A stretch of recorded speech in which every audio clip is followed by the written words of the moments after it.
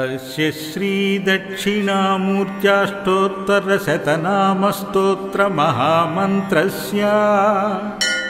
ब्रह्मा ऋषिः अनुष्टुप्छन्दः श्रीभगवान् दक्षिणामूर्तिदेवता मेधा प्रज्ञा सिद्ध्यर्थे सर्वाभीष्टसिद्ध्यर्थे स्वात्मानन्दसिद्ध्यर्थे श्रीदक्षिणामूर्त्यष्टोत्तरशतनामस्तोत्रपारायणे विनियोगः। स्फटिकरजितवर्णं मौक्तिकामक्षमाला ममृतकलशविद्या ज्ञानमुद्राः कराब्जे दधतमरगकक्षं चन्द्रचूडं त्रिनेत्रं विधृतविविधभूषं दक्षिणामूर्तिमीडे।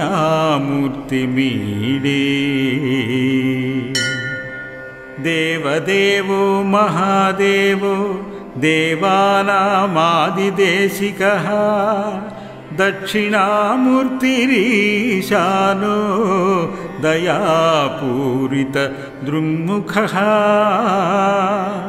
कैलासशिखरोत्तुङ्गकमनीयनिजाकृतः वटवृक्षतटी दिव्य कनकासनसंस्थितः पाटीरपाण्डुराकारः परिपूर्णासुखार्णवः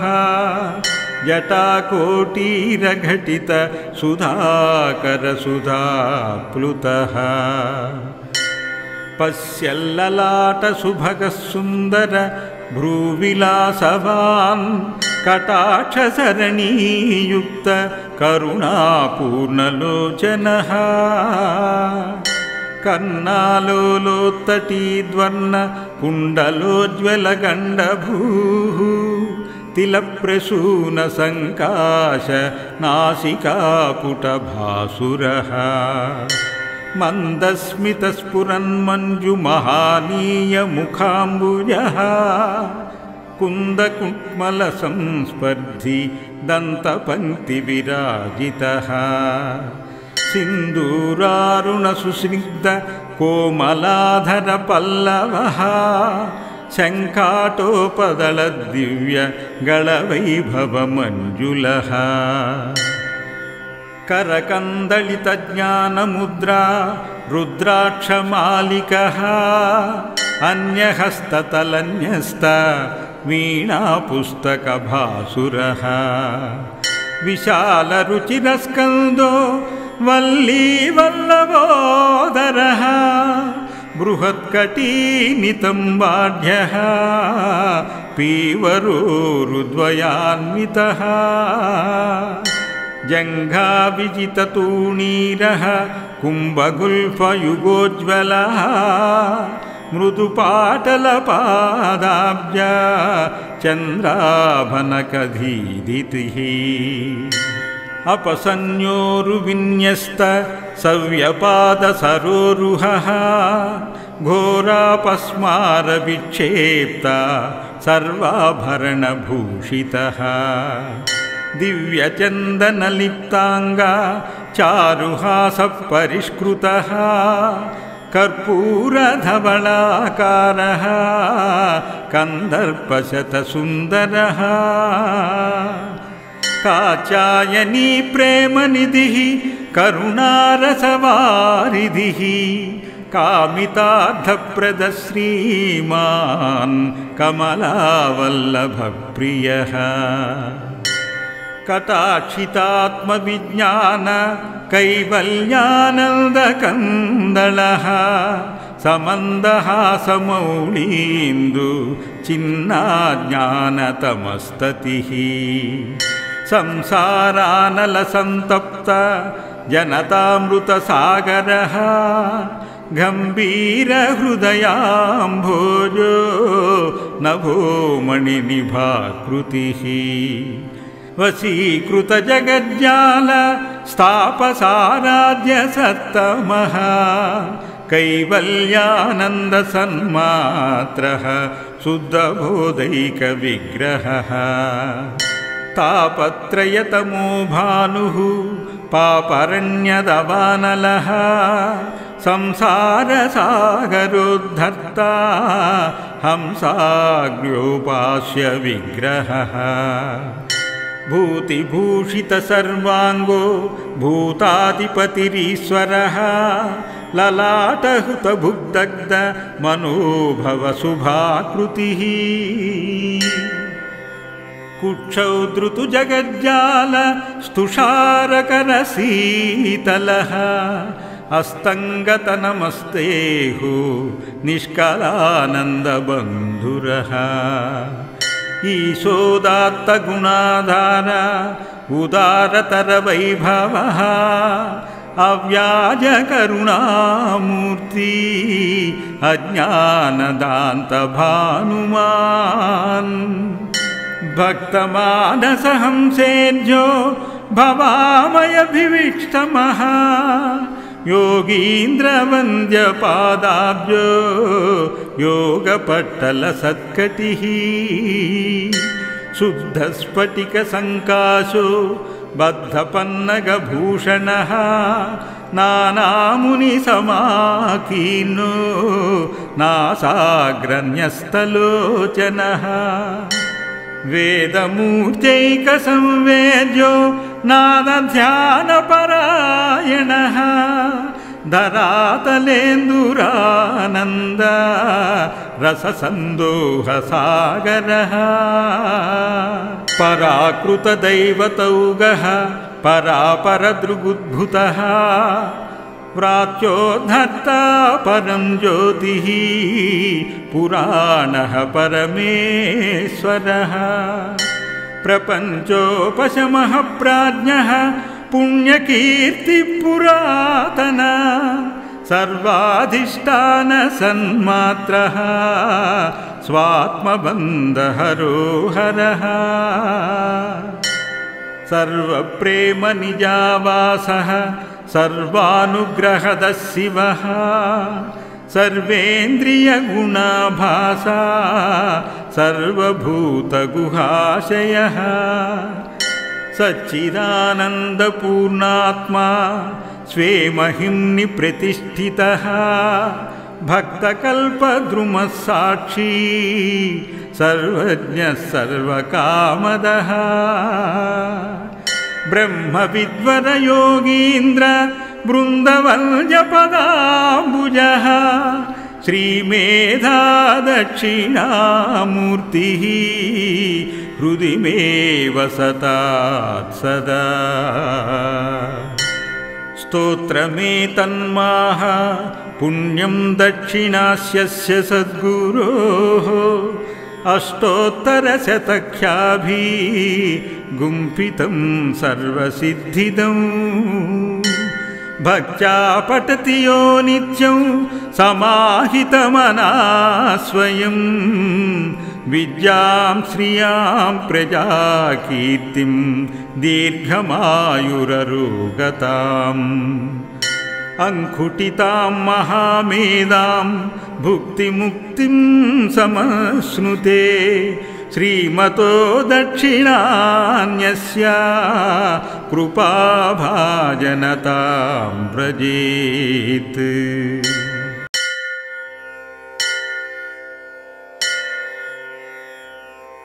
अस्य श्रीदक्षिणामूर्त्याष्टोत्तरशतनामस्तोत्रमहामन्त्रस्य ब्रह्मा ऋषिः अनुष्टुप्छन्दः श्रीभगवान् दक्षिणामूर्तिदेवता मेधाप्रज्ञा सिद्ध्यर्थे सर्वाभीष्टसिद्ध्यर्थे स्वात्मानन्दसिद्ध्यर्थे श्रीदक्षिणामूर्त्यष्टोत्तरशतनामस्तोत्रपारायणे विनियोगः। स्फटिकरजितवर्णं मौक्तिकामक्षमाला ममृतकलशविद्या ज्ञानमुद्राः कराब्जे दधतमरगकक्षं चन्द्रचूडं त्रिनेत्रं विधृतविविधभूषं दक्षिणामूर्तिमीडे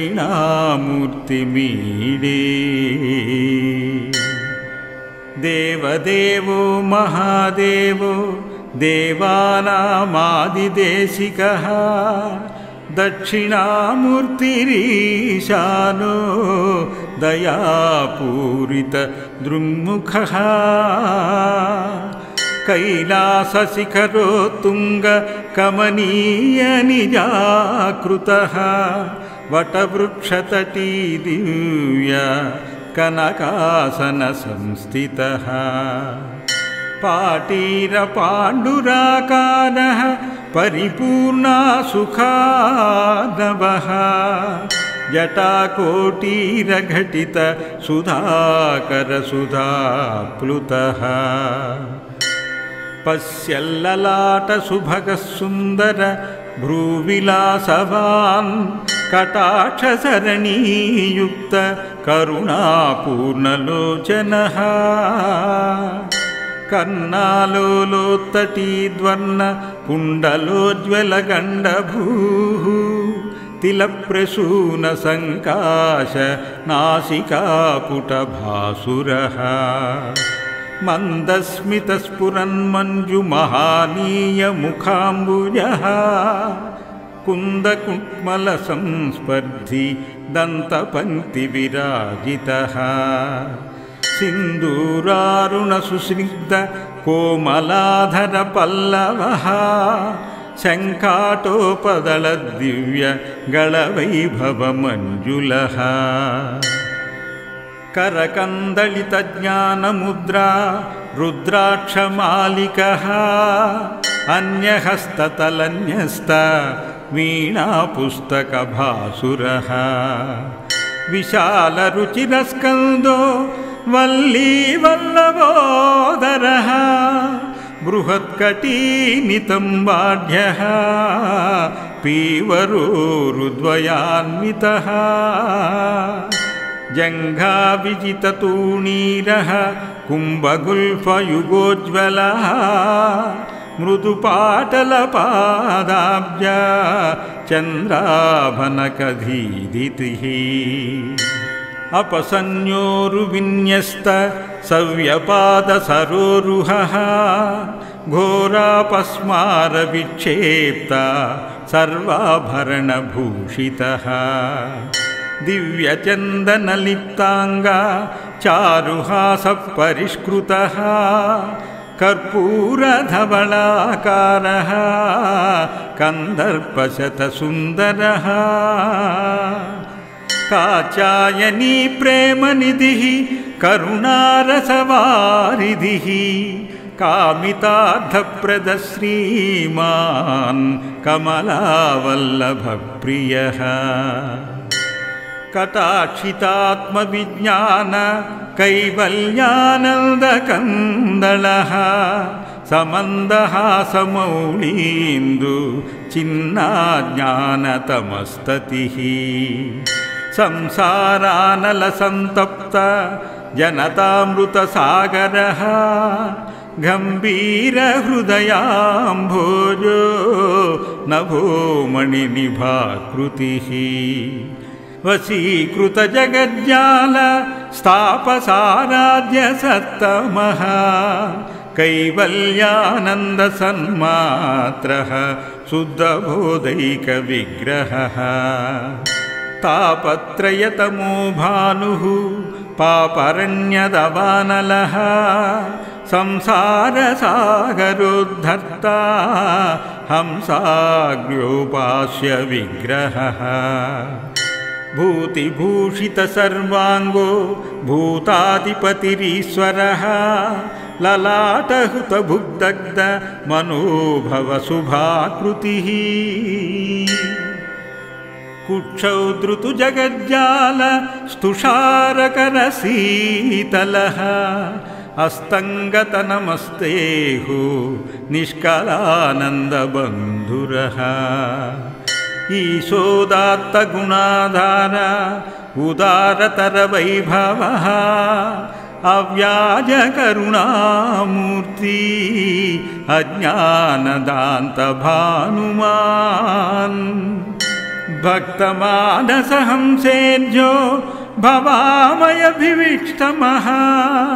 योगीन्द्रवन्द्यपादाब्जो योगपट्टलसत्कटिः शुद्धस्फटिकसङ्काशो बद्धपन्नगभूषणः नानामुनिसमाकीर्णो नासाग्रन्यस्तलोचनः वेदमूर्त्यैकसंवेद्यो नादध्यानपरायणः धरातलेन्दुरानन्द रससन्दोहसागरः पराकृतदैवतौगः परापरदृगुद्भुतः व्रात्योद्धर्ता परं ज्योतिः पुराणः परमेश्वरः प्रपञ्चोपशमः प्राज्ञः पुण्यकीर्तिपुरातन सर्वाधिष्ठानसन्मात्रः स्वात्मबन्धहरोहरः सर्वप्रेमनिजावासः सर्वानुग्रहदः शिवः सर्वेन्द्रियगुणाभासा सर्वभूतगुहाशयः सच्चिदानन्दपूर्णात्मा स्वे महिम्नि प्रतिष्ठितः भक्तकल्पद्रुमः साक्षी सर्वज्ञः सर्वकामदः ब्रह्मविद्वरयोगीन्द्र बृन्दवल्यपदाम्बुजः श्रीमेधा दक्षिणामूर्तिः हृदि मे वसतात् सदा स्तोत्रमेतन्माह पुण्यं दक्षिणास्यस्य सद्गुरोः अष्टोत्तरशतख्याभिगुम्फितं सर्वसिद्धिदं भक्त्या पठति यो नित्यं समाहितमना स्वयं विद्यां श्रियां प्रजाकीर्तिं दीर्घमायुररोगताम् अंकुटितां महामेधां भुक्तिमुक्तिं समश्नुते श्रीमतो दक्षिणान्यस्य